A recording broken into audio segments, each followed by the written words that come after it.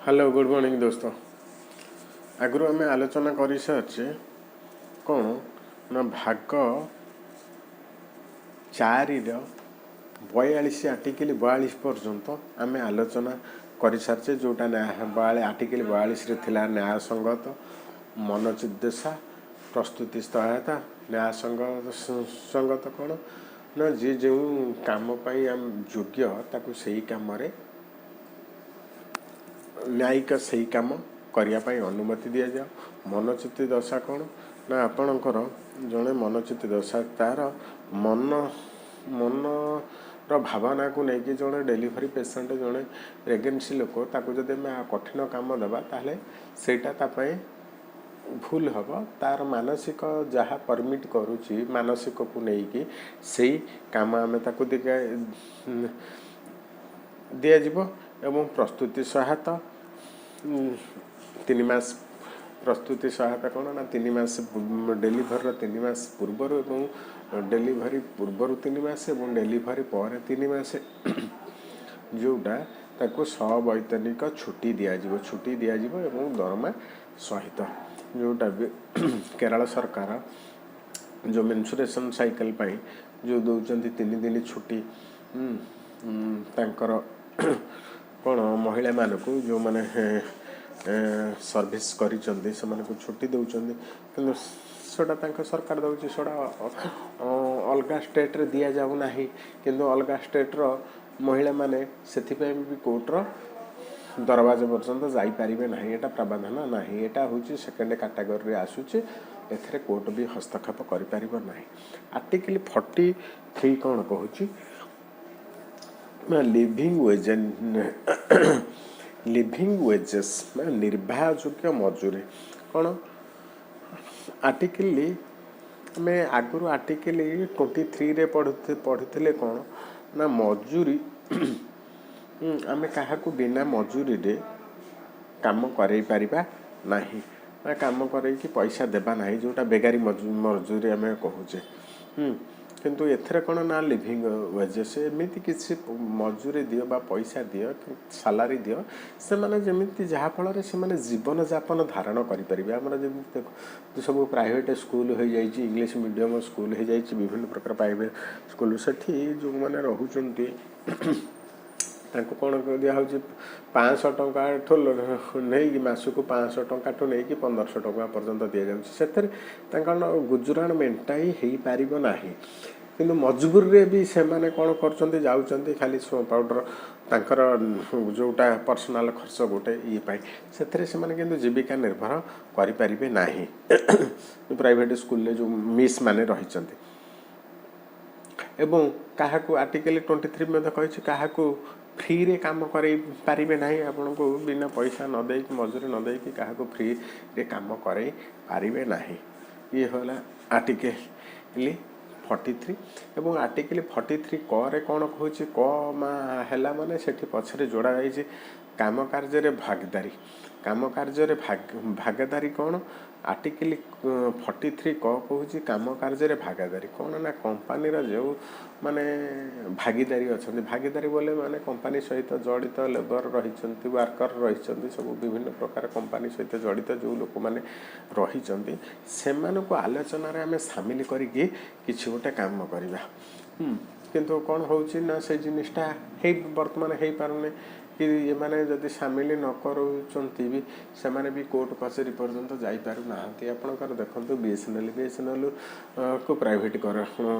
कर दिज्व किसी काम किसी प्राइवेटकरण कर दिगला किसी परसेंट से जो मैंने वर्कर्स मैंने रही से मतामत लोड़ा जाऊना कि से माने भी कोर्ट पर्यंत जापार ना बड़ बड़ कंपानी जो जो मैंने रही लेबर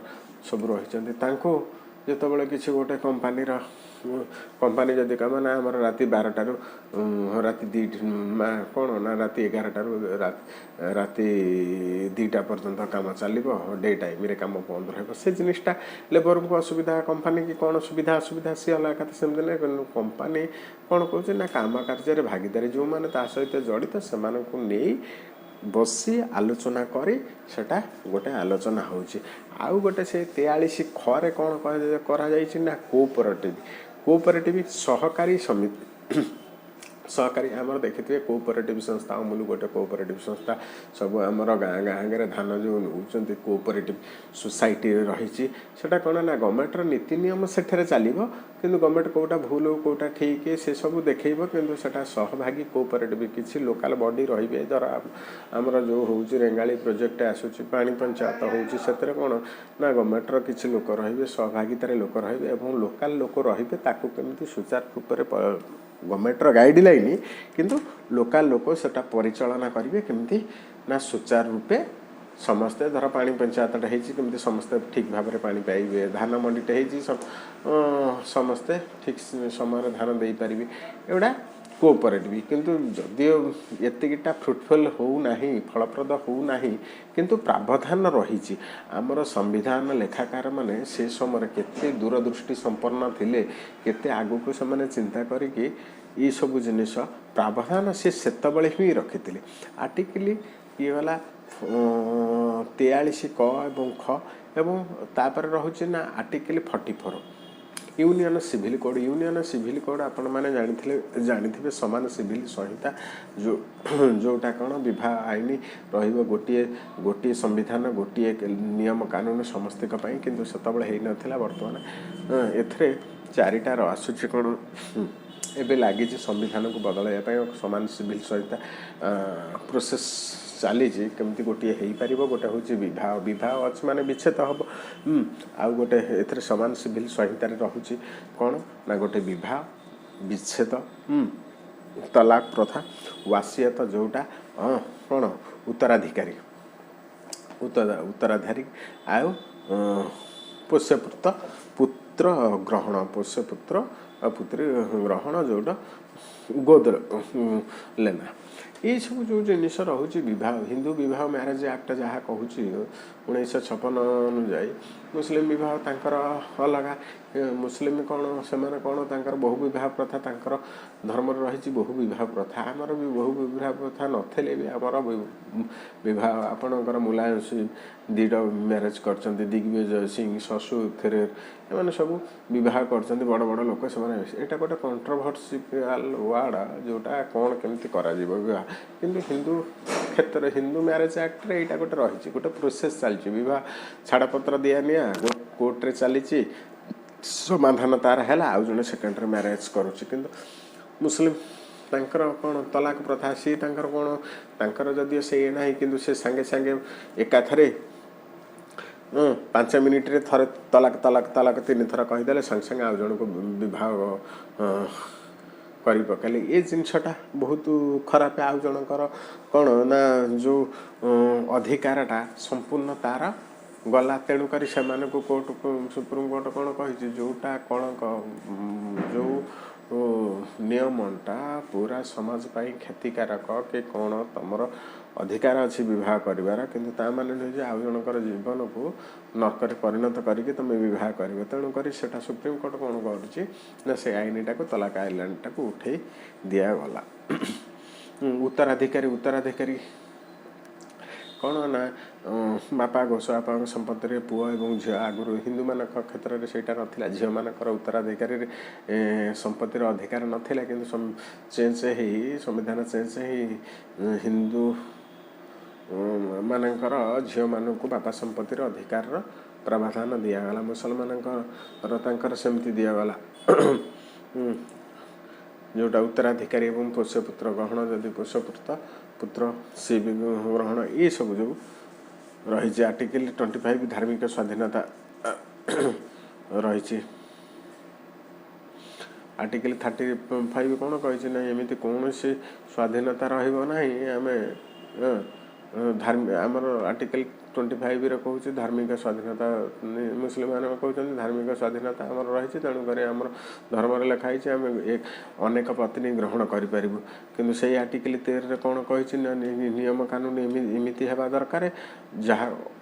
जदि सेटा अन्य को असुविधार पकाउ थाए अन्यर मौलिक अधिकार को क्षुण्ण करा जाउ थाए ताले सेटा को आम संपूर्ण बात देदेबा तेणुक जो मुसलमान मैंने कहते आम धार्मिक स्वाधीनता 25 आर्टिकल 25 अंडर आम अनेक विवाह करूँ तेणुक स्त्री लोक मानकर सेठी मुसलमान स्त्री लोक मानकर 33 आर्टिकल 33 କ'ଣ ହେଉଛି ନା ଅସୁବିଧାରେ ସେମାନଙ୍କୁ ପକାଉଛି ସ୍ତ୍ରୀ ଲୋକମାନଙ୍କୁ। ତେଣୁକରି ସେମାନଙ୍କର ସୁପ୍ରିମକୋର୍ଟ ବି କହିଛି ଯେ କିଛି ଅସୁବିଧା ହୁଏ ଅନ୍ୟମାନଙ୍କର ମୌଳିକ ଅଧିକାରରେ, ତେଣୁକରି ସେ ଆଇନକି ଖତମ କରିଦିଆଯିବ। ଏଇଆ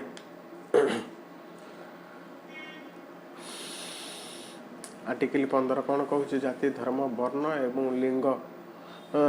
ସ୍ତ୍ରୀ ବା ପୁରୁଷ କେହି ବି ହେଉ, ସେମାନଙ୍କର ଅଧିକାର ଉପରେ ଯେତେବେଳେ ଆଞ୍ଚ ଆସିବ ସେଟାକୁ ସମ୍ପୂର୍ଣ୍ଣ ଖତମ କରିଦିଆଯିବ। ଆର୍ଟିକଲ ଇଏ ଗଲା ଆର୍ଟିକଲ 44। ଆର୍ଟିକଲ 45 କ'ଣ କହୁଛି ନା ଆର୍ଟିକଲ 45 କହୁଛି ଫ୍ରି ଏଜୁକେସନ୍, ମାନେ 6 ରୁ 14 ବର୍ଷ ପିଲାଙ୍କ ମାନଙ୍କ ପାଇଁ ଆପଣ ସମ୍ପୂର୍ଣ୍ଣ ପ୍ରାଥମିକ ଶିକ୍ଷା ଦେବେ। ଏଇଟା କ'ଣ ହେଲା ନା 86 ସମ୍ବିଧାନ 86ତମ ସଂଶୋଧନ 2002ରେ ହେଲା ଏବଂ ସମ୍ବିଧାନ ନିର୍ଦ୍ଦେଶ ଦେଲା ଯେ ସମସ୍ତଙ୍କୁ ଫ୍ରି ଏଜୁକେସନ୍ ଦିଅ। ଏଟାକୁ କ'ଣ କରିଦିଆଗଲା ନା 86 ସଂଶୋଧନ 2002 ବେଳକୁ ଏଟାକୁ କରିଦିଆଗଲା କମ୍ପଲସରି। କ'ଣ? ରାଇଟ୍ ଟୁ ଏଜୁକେସନ୍ କମ୍ପଲସରି କରିଦିଆଗଲା ସର୍ବଶିକ୍ଷା ଅଭିଯାନରେ। 6 ରୁ 14 ବର୍ଷର ପିଲାମାନଙ୍କ ପାଇଁ ପ୍ରାଥମିକ ଶିକ୍ଷା ଉପଲବ୍ଧ କରାଯିବ। 86ତମ ସଂଶୋଧନ 2002। ଆଉ 6 ରୁ 14 ପର୍ଯ୍ୟନ୍ତ ଫ୍ରି ଏଜୁକେସନ୍ ଦିଆଯିବ ଏବଂ 0 ରୁ 6 ପର୍ଯ୍ୟନ୍ତ ଯେଉଁମାନେ ଯିଏ ଜନ୍ମ ହେଲେ 6 ବର୍ଷ ପର୍ଯ୍ୟନ୍ତ ତାଙ୍କର ସ୍ୱାସ୍ଥ୍ୟର ଯେଉଁ ଅନୁଧ୍ୟାନଟା କିଏ ରଖିବେ ନା ସରକାର ରଖିବେ। ତାଙ୍କର ହେଲ୍ଥ କଣ୍ଡିସନ୍ ଯାହା ଯେମିତି ଛୁଆ ଜନ୍ମ ହେଲା କିଣି ତାଙ୍କୁ ମିଳିମିଳା ଟୀକା, BCG ଟୀକା, ପୋଲିଓ, ବିନ୍ଦା ଏସବୁ ଯେଉଁ ଦିଆହେଉଛି ସେଟା ମଧ୍ୟ କ'ଣ ନା ସରକାରଙ୍କର ତାଙ୍କର ସ୍ୱାସ୍ଥ୍ୟ ପ୍ରତି ଧ୍ୟାନ ଦିଆଯିବ ଏବଂ ଶିକ୍ଷା ପ୍ରତି 14 ବର୍ଷ ପର୍ଯ୍ୟନ୍ତ ତାଙ୍କର ଫ୍ରି ଏଜୁକେସନ୍ କରାଯିବ। ଆର୍ଟିକଲ 46 କ'ଣ କହୁଛି? ଏଇଗଲା 45। ଆର୍ଟିକଲ 46 କହୁଛି SC, ST, OBC କିଛି ବିଶେଷ ପ୍ରାବଧାନ ଏମାନଙ୍କ ପାଇଁ ରହିଛି। ଗୋଟା ହେଉଛି ପଲିଟିକାଲ, ସୋସିଆଲ ଆଣ୍ଡ ଇକୋନୋମିକାଲ। ଦେଖନ୍ତୁ ଆମର ପଲିଟିକାଲ କ୍ଷେତ୍ରରେ ଏବେ ସବୁ ରହୁଛି କୋଟା। ଏଠୁ SCର ଲଢ଼ିବେ, କି STରୁ ଲଢ଼ିବେ, କି ଏଠି ଇକୋନୋମିକାଲ କେଉଁଠୁ କ'ଣ ଲଢ଼ିବେ। ତେଣୁକରି ପଲିଟିକାଲ ସେମାନଙ୍କର ରହୁଛି କ'ଣ ନା ସୋସିଆଲରେ ସାମାଜିକ କହୁଛି, ଇକୋନୋମିକାଲ ବି କହୁଛି ଯେଉଁମାନଙ୍କୁ ଧର ଯେଉଁମାନେ ଉପର ଶ୍ରେଣୀର ଲୋକ, ମାନେ ଆର୍ଥିକ ଅଗ୍ରସର ଲୋକ, ସେମାନଙ୍କୁ କିଛି ତାଙ୍କ କ୍ଷେତ୍ରରେ କିଛି ବାଧା ପକାଯିବନି ଯେମିତି ସେମାନେ ତଳକୁ ଆସିବେ, ସେମାନେ ଉପରକୁ ଯାଆନ୍ତୁ। କିନ୍ତୁ ଯେଉଁମାନେ ତଳ ଶ୍ରେଣୀର ଲୋକ ଇକୋନୋମିକାଲି ଏତେ ସାଉଣ୍ଡ ନୁହନ୍ତି ସେମାନଙ୍କୁ ପୁsh ବ୍ୟାକ୍ କରିକି ଟିକେ ଉପରକୁ ଉଠାଯିବ। ଏସବୁ ଏଇଟା କ'ଣ ଦେଇଛି ନା ସେଇ ନୀତି ନିର୍ଦ୍ଦେଶକ ତତ୍ତ୍ୱ କାଟାଗୋରୀ 2ରେ ଯେଉଁ ଆସୁଛି ନୀତି ନିର୍ଦ୍ଦେଶକ ତତ୍ତ୍ୱ ସେ ବି ଏଟାକୁ କହୁଛି। ଆର୍ଟିକଲ 47 କହୁଛି କ'ଣ?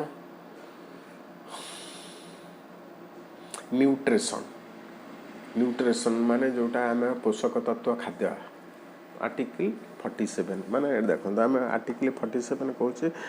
ପୋଷକ ତତ୍ତ୍ୱ ଖାଦ୍ୟ। ଆମେ ଯେଉଁ ଛୁଆ ମିଡ୍ ଡେ ମିଲ୍ ଦିଆଯାଉଛି, ମିଡ୍ ଡେ ମିଲ୍ କ'ଣ ସ୍କୁଲରେ ମିଡ୍ ଡେ ମିଲ୍ ଦିଆହେଉଛି, ପୋଷକ ତତ୍ତ୍ୱ ଖାଦ୍ୟ ଦିଆହେଉଛି, ଅଣ୍ଡା ଦିଆଯାଉଛି, ସୋୟାବିନ୍ ବଡ଼ି ଦିଆହେଉଛି, ବିଭିନ୍ନ ପ୍ରକାର ପୋଷକ ତତ୍ତ୍ୱ ଖାଦ୍ୟ କୁହାହେଉଛି। କ'ଣ ମାନେ ସେଇ ସମୟରେ ସେଇଟା ପ୍ରାବଧାନ ସମ୍ବିଧାନକାର ମାନେ ଯେଉଁମାନେ ସମ୍ବିଧାନକୁ ବନେଇଥିଲେ ସେମାନେ ସେତେବେଳୁ ଚିନ୍ତା କରିକି ଲେଖିଥିଲେ ଯେ ଦିନେ ନା ଦିନେ ଏଟା ସରକାରଙ୍କୁ ବାଧ୍ୟ କରିବ ଯେ ୱେଲଫେୟାର ସ୍କିମ୍ରେ ୱେଲଫେୟାରରେ କାମ କରିବା ପାଇଁ ଏଟା। ତେଣୁକରି ଆଜି ଆମେ ପୋଷକ ତତ୍ତ୍ୱ ଖାଦ୍ୟ ଦେଉଛନ୍ତି, ଟଙ୍କିକିଆ ଚାଉଳ ଦେଉଛନ୍ତି କି କ'ଣ, ଏଟା ବି ଯଦି ବନ୍ଦ କରିଦିଆଗଲା କେହି ସୁପ୍ରିମକୋର୍ଟ ବା ଯାଇପାରିବେନି। ପୋଷକ ତତ୍ତ୍ୱ ଖାଦ୍ୟ ଦିଆଯିବ ଏବଂ ଆଉ କ'ଣ ଦିଆଯିବ ନା ନିଶା ଦ୍ରବ୍ୟ ଉପରେ ପ୍ରତିବନ୍ଧକ ଲଗାଇବେ। ସରକାର କାହିଁକି ଲଗାଉନାହାନ୍ତି କେହି ଯାଇପାରିବେନି, କି ଲଗାଇଲେ ବି କେହି ଯାଇପାରିବେ ନାହିଁ କୋର୍ଟ କଚେରୀକି। ସ୍ୱାସ୍ଥ୍ୟର ଧ୍ୟାନ ସରକାର ରଖିବେ। ତେଣୁକରି ଆମର ଦେଖନ୍ତୁ ଯେଉଁ କୋରେକ୍ସ ସିରାପ୍ ସବୁ ଥିଲା ସେଗୁଡ଼ା ସବୁ ବ୍ୟାନ୍ ହେଇଗଲା। ଯେଉଁଠି ମିଳୁଛି ପୋଲିସ ତାକୁ ବ୍ୟାନ୍ କରୁଛି। ଇଏ କରୁছে କ'ଣ ନା ସ୍ୱାସ୍ଥ୍ୟର ଧ୍ୟାନ ରଖିବେ। ନିଶାଦ୍ରବ୍ୟ ସେବନରୁ ସରକାର ଧ୍ୟାନ ରଖିବେ। ଆର୍ଟିକଲ 48 କୃଷି ଓ ପଶୁପାଳନକୁ ଆମେ ବଢ଼ାवा ଦେଉଛେ। କୃଷି ଆଉ ପଶୁପାଳନକୁ ଆର୍ଥିକ ରୂପରେ ଆମର କୃଷି କୃଷି ପାଇଁ ଆପଣ ଦେଖନ୍ତୁ କୃଷି ପାଇଁ ଯେକୌଣସି ଆପଣ ଟ୍ରାକ୍ଟର ତ ହେଭି ଇଞ୍ଜିନ୍ କିନ୍ତୁ ସେଥିରେ ସରକାର କମ୍ ଟ୍ୟାକ୍ସ ନେଉଛନ୍ତି ନା କାରଣ ଯେକୌଣସି କୃଷି ଯନ୍ତ୍ରପାତି ହେଉ ଆପଣ କିଣିଲେ ଆପଣଙ୍କୁ କମ୍ ଟ୍ୟାକ୍ସ ମିଳୁଛି ଯେକୌଣସି ସାର ୟୁରିଆ ପଟାସ ଗ୍ରୋମର ଯାହା କିଣୁଛନ୍ତି ସେଥିରେ ମଧ୍ୟ ଆପଣଙ୍କୁ କିଛି ପଇସା ଗଭର୍ଣ୍ଣମେଣ୍ଟ ସବସିଡ଼ି ଆକାରରେ ଦେଉଛି କୃଷି ଏବଂ ପଶୁପାଳନକୁ ଆମେ ବଢ଼ାवा ଦେଉଛେ ଆର୍ଥିକ କ୍ଷେତ୍ରରେ ଯେଉଁ ପଶୁମାନଙ୍କ ଦ୍ୱାରା ଆମର ଆର୍ଥିକ ଉନ୍ନତି ହେଉଛି ତାହାକୁ ଆମେ ହତ୍ୟା କରିପାରିବା ନାହିଁ ଯେତେବେଳେ ଗୋ ହତ୍ୟା କଥା ଉଠୁଛି ସେତେବେଳେ ଦେଖନ୍ତୁ ଆର୍ଥିକ ରୂପରେ ଆମେ ଯାହାଠୁ ବେନିଫିଟେଡ଼ ପାଉଛେ ଯେଉଁ ପଶୁମାନଙ୍କ ପାଖରୁ ବେନିଫିଟେଡ଼ ପାଉଛେ ଆମେ ତାଙ୍କୁ ହତ୍ୟା କରିପାରିବା ନାହିଁ ଏଥିରେ କ'ଣ ହେଇଥିଲା ନା ଏଇଥିରେ ଗୋଟେ ବୟସ ହେଇଥିଲା ଯେ କ'ଣ ସୁପ୍ରିମକୋର୍ଟରେ କେସ୍ ଲାଗିଲା ମୁସଲିମ ଲୋକ ଦେଖନ୍ତୁ ଦୁଇ ଜଣଙ୍କର ମଜୁରୀ ଜଣେ ନର୍ମାଲ ଲୋକ ଗୋପାଳନ କରୁଛି ପଶୁପାଳନ କରୁଛି ସିଏ ଟାଟା ବିର୍ଲା ଅମ୍ବାନୀ ଏମାନେ ପଶୁପାଳନ କରିବେନି ମିଡ଼ିଲ କ୍ଲାସ୍ର ଲୋକ ତଳ ଶ୍ରେଣୀର ଲୋକ ସେମାନେ କ୍ଷୀର ପାଇଁ କ'ଣ କରୁଛନ୍ତି ନା ପଶୁପାଳନ କରୁଛନ୍ତି ଯେତେବେଳେ ଗାଈ ପାଳିଲେ କ୍ଷୀର ବିକିଲେ ସବୁ ଠିକ୍ଠାକ୍ ଚାଲିଲା ଯେତେବେଳେ ଗାଈଟା ବୁଢ଼ା ହେଇଗଲା ଆଉ କ୍ଷୀର ଦେଇପାରିଲାନି ସେତେବେଳେ ସେ ମଜବୁର ହେଇକି କ'ଣ କରୁଛି ଗାଈଟାକୁ ବିକୁଛି କାହାକୁ ବିକୁଛି ସେ କଂସେଇକି ବିକୁଛି କଂସେଇ ବି କ'ଣ କରୁଛି ସିଏ ବି ବାଧ୍ୟ ହେଇକି ମୁସଲିମ ଲୋକ ସିଏ ବି ବାଧ୍ୟ ହେଇକି ତା ପାଖରେ ବି କିଛି ସଂସାଧନ ନାହିଁ କାମ କରିବା ପାଇଁ କି କିଛି ନାହିଁ ତେଣୁକରି ସିଏ ବି ବାଧ୍ୟ ହେଇକି ସେ ତାକୁ ଜୀବନ ପାଇଁ ସେ ଗାଈକି ହାଣି ସେ ତାର ବେପାର କରୁଛି ତେଣୁକରି ଏ ଦୁଇ ଜଣଙ୍କର ଏଥିରେ ଜଣେ ବିକିବା ଆଉ ଜଣେ ବି ମାରିବା ଏ ଦୁଇ ଜଣଙ୍କର ସମ ପରିମାଣରେ ଭାଗିଦାରୀ ଏ ଜିନିଷ ଏଇଟା ଆଉ ଦେଖ ଯଦି ଯେଉଁ କଂସେଇକି ଯଦି କିଛି ତାର ଥାଆନ୍ତା ଚାକିରିର ସୁବିଧା ଥାଆନ୍ତା କି ଅନ୍ୟାନ୍ୟ କର୍ମ ନିୟୋଜନ ସୁବିଧା ଥାଆନ୍ତା ସିଏ ବି ଏଠି ମାଂସ କାଟନ୍ତା ନାହିଁ କି ଯିଏ ବିକୁଛି ଗାଈଟା ଯଦି ସିଏ ମଜବୁରରେ ବିକୁଛି ଖାଲି ଯେତେବେଳେ ଗାଈଟି କ୍ଷୀର ଦେଇପାରୁନି କିଛି ନାହିଁ ତାକୁ ମାନେ ଗୁହାଳରେ ବାନ୍ଧିକି ତାକୁ ଖାଇବାକୁ ଦେବାଟା ଆକୁ ବି ମହଙ୍ଗା ପଡ଼ିଯାଉଛି ଇଏ ବି ବାଧ୍ୟ ହେଇକି ବିକୁଛି ଗଲା ଏ କ୍ଷେତ୍ରରେ ଯେତେବେଳେ ସୁପ୍ରିମକୋର୍ଟରେ କେସ୍ ହେଲା ଯେ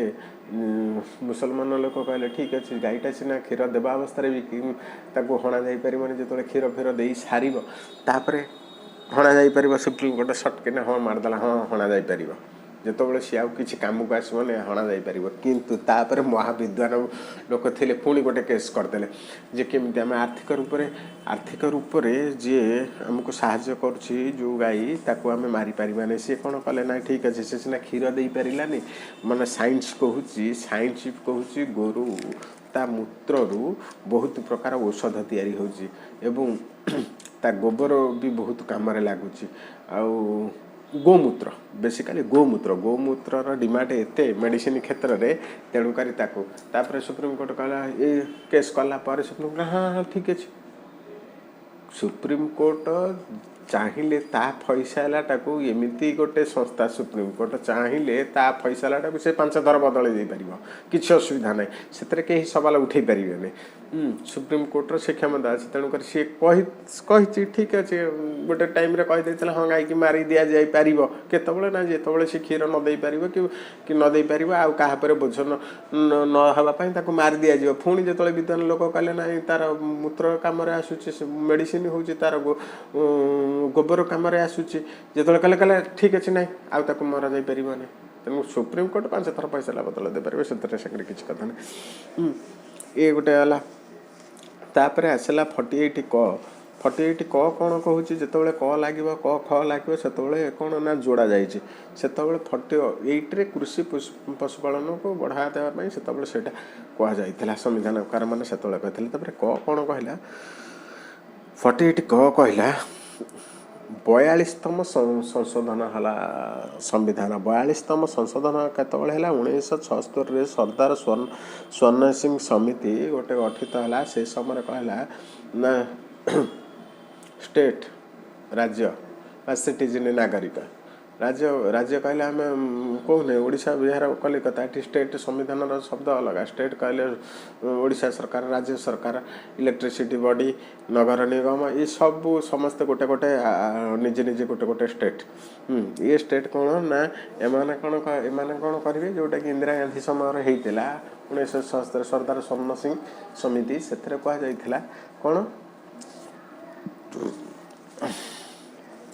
ଏନଭାରମେଣ୍ଟ ଏବଂ ବନ୍ୟଜୀବ ମାନକ ଜରୁରୀ ପାଇଁ ଗୋଟେ ସଂଶୋଧନ କରାଗଲା ଯେମିତି ସଂସାରରେ ସମସ୍ତେ ରହିବେ ସେମିତି ଏନଭାରମେଣ୍ଟଟା ବି ରହିବା ଦରକାର ଏନଭାରମେଣ୍ଟ ରହିବା ଦରକାର ଏବଂ ବନ୍ୟଜନ୍ତୁଙ୍କର ସୁରକ୍ଷା ଏଟା ବି ରହିବା ଦରକାର ଯେଉଁଟାକି ଯେଉଁଥିପାଇଁ ଆମର ତିଆରି ହେଲା ଅଭୟାରଣ୍ୟ ତିଆରି ହେଲା ଜୈବମଣ୍ଡଳ ତିଆରି ହେଲା ଉଦ୍ୟାନ ତିଆରି ହେଲା ଇତ୍ୟାଦି ଅବଶ୍ୟ ସମସ୍ତଙ୍କର କ୍ଷେତ୍ରଫଳ ଅଲଗା ଅଲଗା ଜୈବମଣ୍ଡଳ ଆମେ କାହାକୁ କହିବା ଉଦ୍ୟାନ କାହାକୁ କହିବା ଅଭୟାରଣ୍ୟ କାହାକୁ କହିବା ଏସବୁ ଅଲଗା ଅଲଗା କିନ୍ତୁ ସେଗୁଡ଼ା ସବୁ ତିଆରି ହେଲା ଏମାନଙ୍କର ବି ଖ୍ୟାଲ ରଖିବେ ଷ୍ଟେଟ୍ ରଖିବ ଏବଂ ସିଟିଜେନ୍ ନାଗରିକମାନେ ରଖିବେ ଷ୍ଟେଟ୍ ବୋଲେ ଆପଣଙ୍କର କେନ୍ଦ୍ର ସରକାର ହୁଅନ୍ତୁ ରାଜ୍ୟ ସରକାର ହୁଅନ୍ତୁ ନଗର ନିଗମ ହେଉ ନଗରପାଳିକା ହେଉ ଏମାନେ ରଖିବେ ଏବଂ ନାଗରିକମାନେ ରଖିବେ ନାଗରିକମାନେ କିନ୍ତୁ ରଖିବେ ନ ରଖିବେ ତାଙ୍କ ଉପରେ ନିର୍ଭର କରୁଛି କିନ୍ତୁ ଏଇଟା ପ୍ରାବଧାନ ରହିଛି ନ ରଖିଲେ ବି ଧର ଜଣେ ମୁଁ ଗଛର ସୁରକ୍ଷା ରଖିବି ନାହିଁ ମୋତେ ସେଥିପାଇଁ କେହି କେସ୍ ନେଇକି ଯାଇପାରିବେନି କେଉଁଠିକି ନା କୋର୍ଟକୁ କଚେରିକି ନେଇ ଯାଇପାରିବି ମୋ ମର୍ଜି ମୁଁ ଗଛର ସୁରକ୍ଷା ରଖିପାରେ କି ବନ୍ୟଜନ୍ତୁଙ୍କର ସୁରକ୍ଷା ମୁଁ କରିପାରେ ସେଟା ମୋର ରହୁଛି କିନ୍ତୁ ପ୍ରାବଧାନ ରହୁଛି ତା ମାନେ ନୁହେଁ ଯେ ମୋତେ ମୁଁ ଯଦି ଗଛଟାକୁ ସୁରକ୍ଷା ନ ରଖିଲେ ମୋତେ କିଏ କୋର୍ଟ କଚେରିକି ନେଇଯିବ କି ବନ୍ୟଜନ୍ତୁଙ୍କର ହଁ କିନ୍ତୁ ମୁଁ ସୁରକ୍ଷା ଭାଙ୍ଗିବି ନାହିଁ ଗଛ ବୃଛ ହାଣିବି ନାହିଁ ବନ୍ୟଜନ୍ତୁ ଶିକାର କରିବିନି ଏ କ୍ଷେତ୍ରରେ ଏ କାମ କଲେ ମୋତେ କେସ୍ ହେବ କିନ୍ତୁ ତା ମାନେ ମୁଁ ଯଦି ଗଛଟେ ନ ଲଗାଇଲେ ମୋତେ କେହି କେସ୍ କରିପାରିବେନି ଗଛଟେ ମୁଁ ଯଦି ନ ଲଗାଉଛି ମୋତେ ସେଥିପାଇଁ କୋର୍ଟ କଚେରୀ ଯିବା ପାଇଁ ପଡ଼ିବନି କି ମୋ ନାଁରେ କେହି କେସ୍ କରିପାରିବେନି ସେଇଟା ଆମେ କରିପାରିବା ବା ନ କରିପାରିବା ଅଲଗା କଥା କିନ୍ତୁ ପ୍ରାବଧାନ ଅଛି ଯେ ଏମାନଙ୍କର ସୁରକ୍ଷା ନେବା ଦରକାର କେମିତି ସେ ଜିନିଷ ରହିବ ତାର ସୁରକ୍ଷା ନେବା ଦରକାର